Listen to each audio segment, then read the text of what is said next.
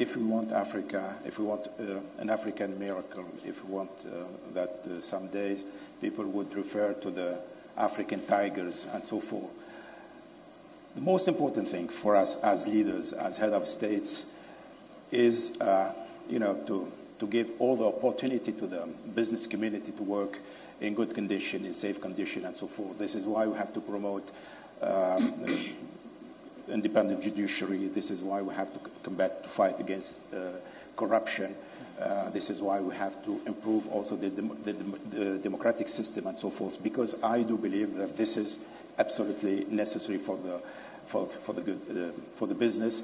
But I also would like to say that the investors, the foreign investors, they should help the democratic states by investing in these democratic states, because this would be a message to all the other countries saying, hey, we are going to invest, but of course we are interested in making money as soon as possible, but it's not our own problem. We can do money also in a country where we have good governance.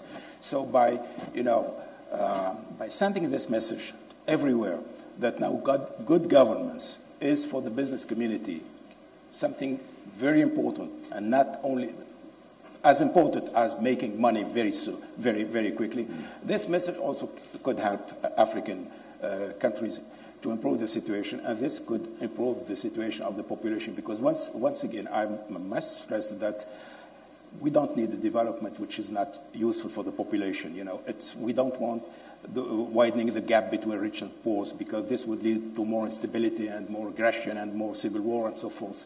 We need to give services to the population. We give good health services, education, jobs, and so forth. And this, once again, our responsibility as a head of states is to improve the political and social environment.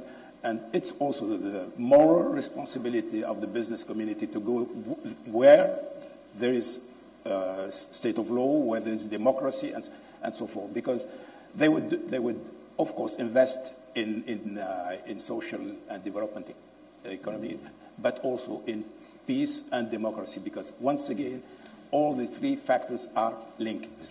I want to come back to Ebola in a second, but I want to stay with your point. It is this idea of that an investment in a country is a vote of confidence in a country, confidence in governance, a confidence in rule of law, and a confidence in the absence of corruption.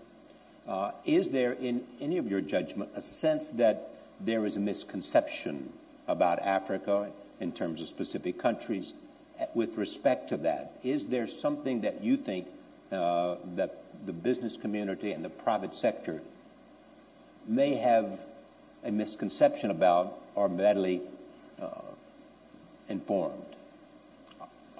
Africa, of course, it's much more secure than before, but we are still facing challenge, an important challenge in matter of security, and we have to work together as African. This is what we are trying to do with Libya, about the problems of Libya, about all the countries around Libya to secure this country together. We have to face the problems, and we have to work together. We have to, yes, we have this problem, but we are able to control it, and we are going to control it just to give this business community what it needs more, I mean security and stability.